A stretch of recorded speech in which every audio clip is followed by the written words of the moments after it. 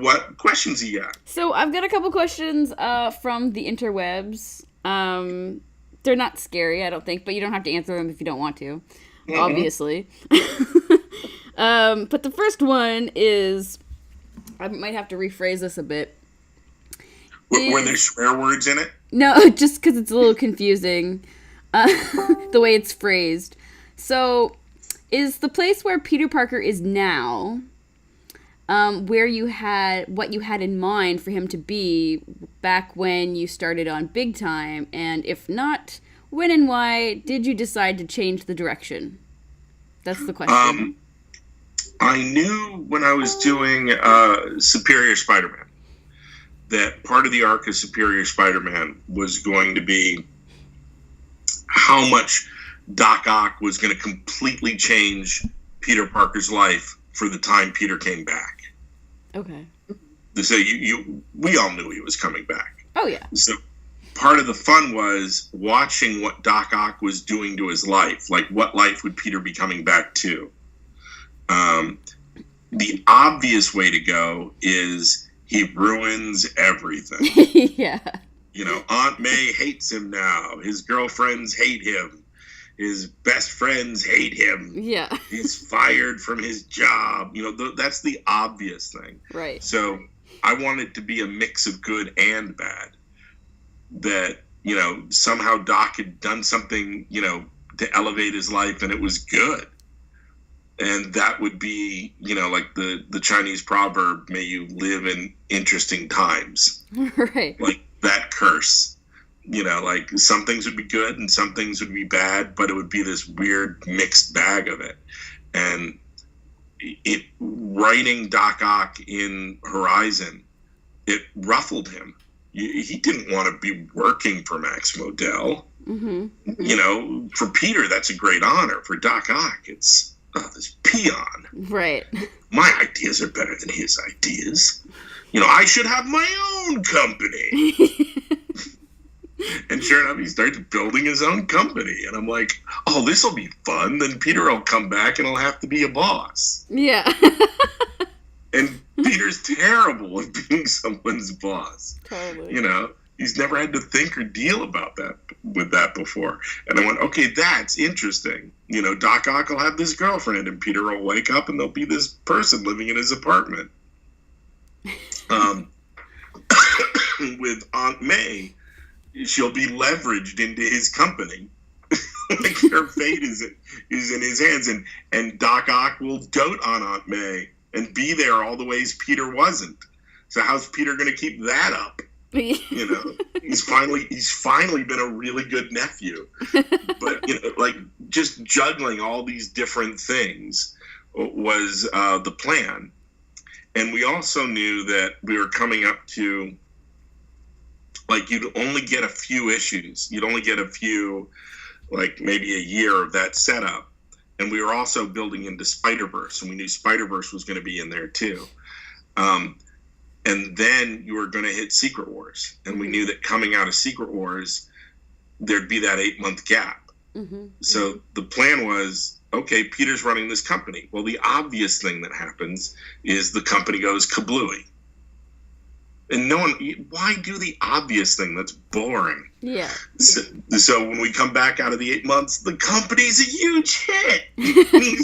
he's even doing better than Tony Stark. And what?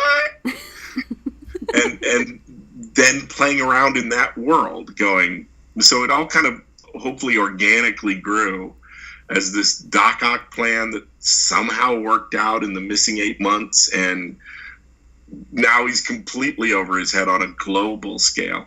And also, we knew by that time we were going to have multiple Spider books, with Miles being in the 616 and Spider-Woman and Silk. And we had no idea Spider-Gwen was going to be such a big hit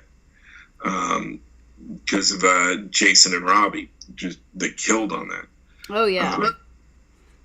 So suddenly we had all these Spider books, and Spider-Man 2099 was there. We had all these guys in the present, and a lot of them were in New York.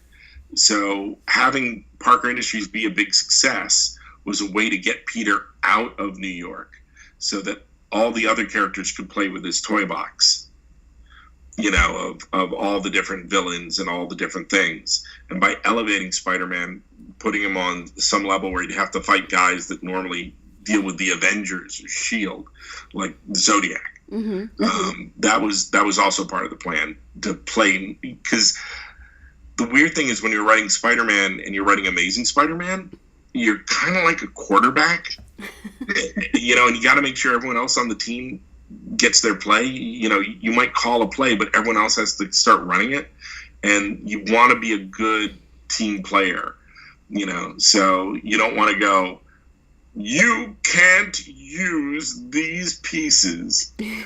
You gotta, okay, you got some Black Cat stories you want to do. Fine. Okay. Go with it. Here's where we've left the Black Cat. Have fun. Over there, you guys want to use this character. Go for it.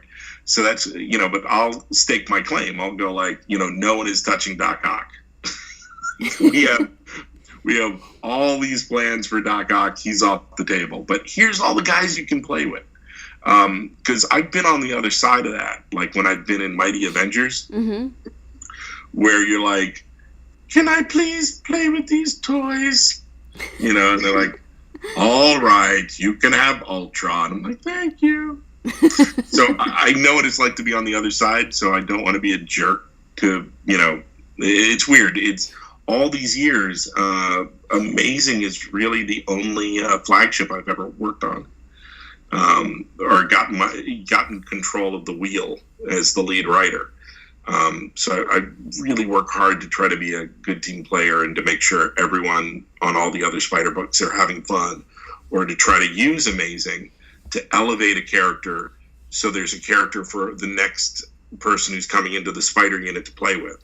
Like I'll build up Spider-Man 2099 in an arc and create a new kind of status quo for him. Right. Well, now he's in the present, but he can go back and forth to the future, and something he's done is butterfly effect. And then you go, ooh, Peter David, would you like to play with this? Or you set up Morbius during Spider-Verse. You build the secret guy who's been hiding out in Horizon Labs, who's the mysterious person in Lab 7. Oh, it's Morbius. Now, here's a chance for someone to do a Morbius book. Or, Spidey's hanging out with the Prowler now. Now Prowler's in San Francisco. Have fun with the Prowler book. There's fun in that. And that's kind of built into my arcs. No one, cracks a whip and tells me I have to do it. I do it because I want the Spider-Man unit to have all these different options and have all these different flavors. That all these different writers and people can play with. So it's kind of fun. Sometimes it does not work. Like Alpha. I'm terribly sorry about Alpha. Alpha was horrible. Alpha sucked. People are like, when's he coming back? I'm like, never. Not if I have anything to say about it. Sometimes when I take that attitude, someone like Tom Brevoort will tell me, now you have to do it. Like, what? Right. Yeah, you keep saying you're never going to do it. Do it. I'm like, he does that a lot to challenge me. Like, for a long time, I avoided using the Vulture as a villain. Right. I thought the Vulture was the stupidest villain ever. I agree with you. It's Peter Parker fighting an old man when he was in high school. Yep. And my running joke was, now that he's out of grad school and he's been living on, that he's even older, so you're punching the really old man. And my running joke was, it was like punching Orville Redenbacher. Yeah. It was like, take that, Grandpa. Like, oh, you broke his hip. The reason I always hated the Vulture is because back in the day when I was growing up, we used to get, those kind of after-school special Spidey comics. Don't do drugs, children, those kind of ones. And the one I had got, like the very first one I remember well, was had the Vulture in it. And it was just so ridiculously lame, and I've hated him ever since. I just hated him because it felt like he was punching an old man. It felt like it was so unfair. That too. And I kept doing the Orville Redenbacher joke over and over and over and over again. And after hearing it one time too many, Brevoort went, "You're writing a Vulture story." And I was like, "What?" He's like, "That's yours. That's your walk." You know, Steve Ditko co-created this character. He's a fantastic character. You are going to write him. Come up with a Vulture story. And as soon as I started writing one, I was like, "Oh my God, he's cool. I love the Vulture." So yeah, sometimes it's like, you know, it's like forcing a kid to try a vegetable. There are certain characters like I will never go near, and that Brevoort is cool with me not going near them. Who are they? I even took a shot at one in a story. I think he's just the worst ever Spider-Man character. Now the creators of it are going to hunt me down. Excuse me. He was, oh God, what now I can't even do his name. Facade. I don't know who that is. Facade is the stupidest character. He is he's a guy in a battle suit, and the battle suit is called Facade. It's FACA. It's Facade. It's an acronym. Oh God. Yeah. And he was, whenever someone comes on to Spidey, there's a couple of stories they always seem to do, and I'm guilty of it too, which is you kill a major character. Right. So it's like, oh no, you know, I'm crying Spider-Man. Someone died on my watch. No. You know, everyone does it, whether it's Captain Stacy or Gwen Stacy or Jean DeWolf or, you know, everyone has their death of story. And I did it to Marla Madison Jameson. Mm-hmm. But another story that people seem to do a lot is there is a new villain. They are the worst villain ever. They're making Spidey's life a living hell, and they're secretly someone in the cast. You know, so who is the new Hobgoblin? Right. Who is this new character? And Facade was an attempt to do that kind of story, but it was just a guy in a suit of armor. And all the characters that could have been Facade were like characters you never cared about. Right. Like, they introduced these new characters and they kept moving them around in the background, and you knew one of them was Facade and you kind of didn't care. Yeah. And it was this thing that they kept promising you was this big mystery. Who is Facade? Who is Facade? And it's just a guy in a suit of armor. And when, like, eventually all those writers left and no one answered the question. So whenever you're writing Spidey, whoever's writing Spidey, people just come up to you and ask you, who's Facade? And you're like, I don't care. I honestly don't care who Facade is. I know, I have to look that up. You know, so some people leave like these dangling threads, and there are other writers dangling threads, and I don't feel the need. Like JMS did this thing where Loki owes Spider-Man a favor, and whatever story I'm working on, as it's building to a climax, especially if it's a giant. Like, if it's, we do like maybe one a year, like a 6-part story like Spider-Verse or Ends of the Earth or Spider Island. As it's reaching its climax, there's always some thread on a message board going, will it be solved by Loki paying back Spider-Man's favor? I'm like, yeah, I've written this entire story with the Jackal, and the thing that's going to solve it is Loki in the final act. Yeah. Sure. Yeah, that's exactly what's going to happen. You guessed it. Yeah, that's great. People want to know all the time, when's Loki gonna repay his favor? Oh my God! Like, what year would that have happened in? Yeah. The answer is when Joe Straczynski comes back to Marvel and writes a Spider-Man story. That's when. But no, like, we have this one bit where every now and then you need a villain to get jobbed.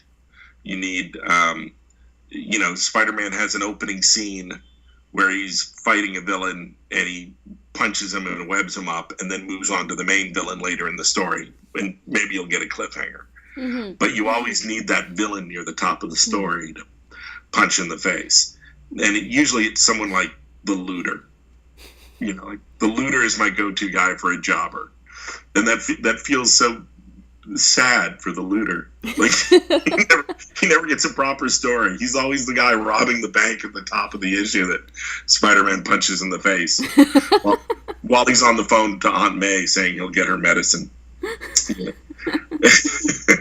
Oh, it's you, Anna Maria Marconi. Let's talk about a plot point. While I'm kicking the looter in the shin. It's like that's like every opening scene. And I had it, and sometimes in the middle of a story, you need Spider-Man to job somebody. You always need someone to get jobbed. And I had this 2-part story where Spider-Man's running around town and doing like a million things. And part of like who you job, you don't want to job someone cool because now you've made them a little more pathetic. Yep. You don't want to job Craven. Yeah. That would suck. I don't think you could. No. No, it's not a question of how, because you're the writer. You can do whatever you want. Right. That is the half the fun of Squirrel Girl. Is when I was writing Squirrel Girl, is you would see her job Thanos. And then I didn't get to read that one, but that sounds hilarious. We did that in the Great Lake Avengers Christmas special. Oh, okay. She jobbed Thanos, like, off panel. You come back, and he's, like, laid out like a bitch. And Squirrel Girl's, like, wiping the dust off her hands, and you don't even know how she did it. And for years, on, like, Marvel battle boards, people, Squirrel Girl can beat Thanos, and Thanos fans are like, shut up! But that was the whole fun of her character, is you come back and she's laid out fin fang boom, and she's, well, that's done with. And I love that about her. But sometimes you need someone jobbed in the middle of the story, and I had this scene where you cut back to Spider-Man, he's webbed up Facade. And Facade is like, my greatest enemy, Spider-Man, you have defeated me. And for that, I will finally reveal my secret to you. I am really, and Spider-Man's like, gotta go. Like, too busy, can't deal with this. Oh, Lord. That's hilarious. Every now and then a fan will ask, like, they'll ask you some kind of trivia question or thing, and someone will be like, what does Facade stand for? It stands for, I really don't care. I gotta look that character up now, because, like, I've never heard of that, so I'm sure tons of people haven't. Maybe it's like a more hardcore fan thing that would, I don't know. He's kind of like a villain who would like only show up in Web as Spider-Man. Okay. Terrible. Oh god, I hate it for some. Which is weird because there are guys that only show up for a panel here or there, or they showed up in stories in the 80s or 90s that no one will care about, but I'll have such an affinity for them and a love for them. Like Stunner or Cardiac, they're just characters like the Griffin. I'll throw in, and it makes me so happy. Or White Rabbit, and I'll just be like the happiest person. And then people go, oh, can you show us Mindworm? I'll be like, oh, no, screw him, he's lame. It's a weird metric. I think I can tell you, everyone knows now, I'm the consulting producer on the new Spider-Man cartoon that'll be coming out. Yeah. Yeah, and like a while ago I worked on a Spider-Man video game, Shattered Dimensions. So I've got to work on Spider-Man projects outside of the comics, and I'll be brought in as a consultant, and there'll be moments when I'll step on stuff because they're using characters I think that are lame. So I'll be like, no, don't use Mindworm. No one likes Mindworm. Then I'll turn around like, oh, White Rabbit's great. It's bizarre the way my personal tastes that have no bearing on any kind of metric have ruined your Spider-Man comics for years. Well, and other properties. I've seen people get upset at you online about it, and yeah. I wish people could like read my tweets in the voice that I'm typing them in, because even when they seem angry, it's usually just me like laughing, like, and with a sarcastic voice, like, because it's all silly. It's the best job in the world, but at times it is very silly.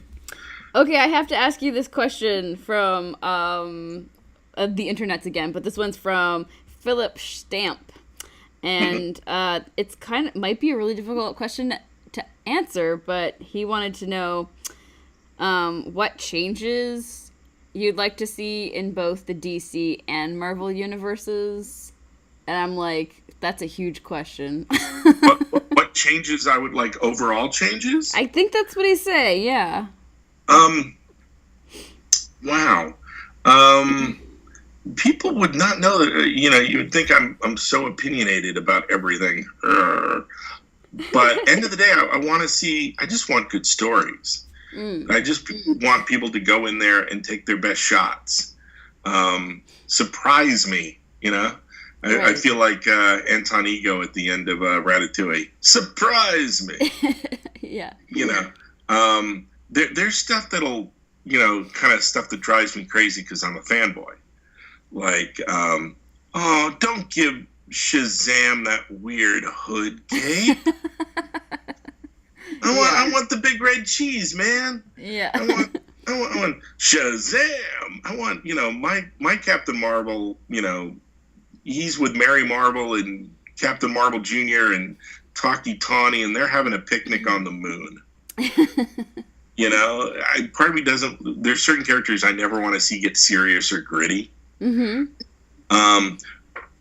But now I'm going to be a hypocrite. It's like, if you've got that story that makes me see it in a whole new angle, wow me. These are all. It's hard to take people too seriously when they get upset about a change that happens to their comic book characters. Right. Because they can all reset. All it takes is a magic snap of a finger. Zatanna casts a spell. Red Skull uses the cosmic cube. All it takes, the Beyonder shows up. Right. And the universe is however you want to fix it. And these characters, especially the legacy characters, they've been around for either 75 or 50 years. They can take the worst you throw at them because they can always reset to factory settings. Someone can always come around tomorrow and fix it, quote unquote. So I'm not too worried about any of that. I just want good stories. All right. That's fair. Yeah. So, yeah, I'm not. Yeah. Okay, I have another question, which I was trying to figure out if this question was serious or sarcastic, but I think it's serious. This is from the interwebs, and they're asking, is there an official code of conduct regarding social media at Marvel? No. I couldn't say it all without laughing. No, I've seen people do that, and it's usually when you're arguing with them, and it's usually when they're losing. Right. Marvel shouldn't let you say that. DC shouldn't let you say that. I'm a customer. Be nice to me. No, you're someone being rude to me on the internet. Yeah. Buck up. Right. It's really frustrating when I see an article going, Tom Brevoort chastised Spider-Man writer Dan Slott for saying this on the internet. Because Tom will show up, like if I'm tweeting too much, Tom will show up and he'll bust my chops. But he's not busting my chops over my political opinion. No. He's not busting my chops over the fact that I'm going on an anti-gun tweet. He's busting my chops because he doesn't have his Silver Surfer plot and he just saw 12 tweets show up. So it's like, no, he did not admonish me because they said X, Y, or Z. He admonished me because he wants his plot. So that's, anytime you've ever seen that in an article is complete and utter garbage that like, Marvel was censoring my tweet, or Nick Spencer's tweet, or Mark Wade's tweet, Right. or someone came over, or Gail Simone, someone came over with a ruler and rapped us on the knuckles. No, there is no, there's you're allowed to have your own opinions and beliefs. You're not a robot. Yeah. No, that's what I would assume. But I thought it was a hilarious question. No, but I've heard it many times, and it's interesting. it's getting so many eye rolls from me on the other side of this screen. It's interesting to me that so many kind of like comic book journalists, that's what I refer to myself as, but as my not paying gig, my non-paying job, comic book journalist. It's interesting to me that you see so many people write these articles about these little Twitter spats and speculate over these tweets. But there are whole articles on this crap. And it's the other side of fandom that I can't quite wrap my head around. Because I do spend a shockingly small amount of time on social media. I'm usually just posting pictures of people's artwork. I wish I could. I would love to pull back more. And the frustrating when you do pull back more, there's the whole he's retreated from the internet. Right. Yeah, and when you engage too much, it's where does he get all this time? So there's no happy medium. Yeah. Yeah, most of the time, if you see me and I'm tweeting too much, what that really is a sign of is I'm working on a plot and I am completely blocked. Yeah. Usually what, if you see a long stream of tweets of me dealing with stuff, it usually means I'm blocked on a plot. And that's my mental equivalent of walking around the block 3 times. Makes sense to me. And then, yeah. You have to step away from stuff, like when you get stuck. Everybody does. Everybody does, but come 9 a.m, there better be a plot there. Yeah. It's the difference. Like, I'm not going to name names, but I've worked with wonderful artists who are not from America, and right off the bat, I'm going to say it's not Humberto Ramos. Okay. Because Humberto Ramos is the hardest working man in comics, and he gets his page a day done no matter what. But I worked with guys who aren't from America, and you finish a comic and they go, finally I can take a break. And we're doing another one next month. What? The story ended on a cliffhanger, right?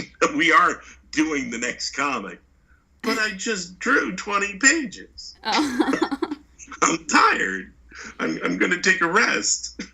Like, dude, you're at the mighty Marvel machine, man. We gotta do another comic. We have to do 12 a year. So, it's easy for me to say because I'm not drawing, and it's so more labor intensive than just me typing. So.